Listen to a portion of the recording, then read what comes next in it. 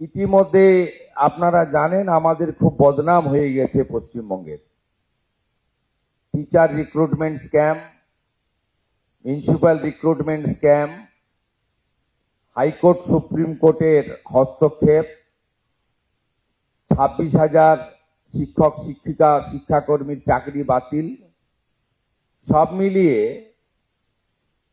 বিগত দিনে পশ্চিমবঙ্গে রিক্রুটমেন্ট সংক্রান্ত বিষয়ে আমাদের যে অভিজ্ঞতা হয়েছে তার ফলে শিক্ষা, সংস্কৃতি, আধ্যাত্মিক চেতনার আমি মনে করি ভারতবর্ষের অন্যতম রাজধানী কলকাতা তথা পশ্চিমবঙ্গের অনেকটা ক্ষতি হয়ে গেছে।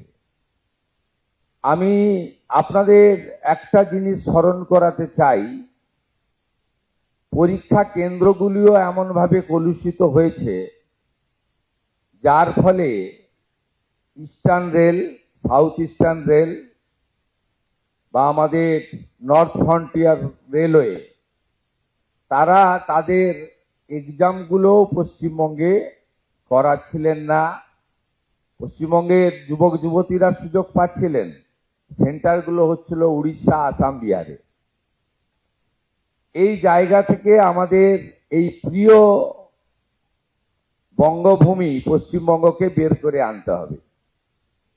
খুব উৎসাহজনক ভারত সরকারের নিয়োগ প্রক্রিয়া এবং দেশের সর্বোচ্চ নেতা মাননীয় প্রধানমন্ত্রীর হাত দিয়ে তার উপস্থিতিতে এই ধরনের রোজগার মেলার মধ্য দিয়ে আমাদের অ্যাপয়েন্টমেন্ট ডিস্ট্রিবিউশন, এটা নীরবে করা যেত, কিন্তু নীরবে না করে করার মধ্য দিয়ে যারা নিয়োগ প্রক্রিয়াকে কলুষিত করছেন, যারা নিয়োগ প্রক্রিয়াকে দূষিত করছেন, তারাও এই ধরনের প্রক্রিয়ার মধ্য দিয়ে নিজেদেরকে সংশোধিত করবেন আর অন্যরাও শিখবেন।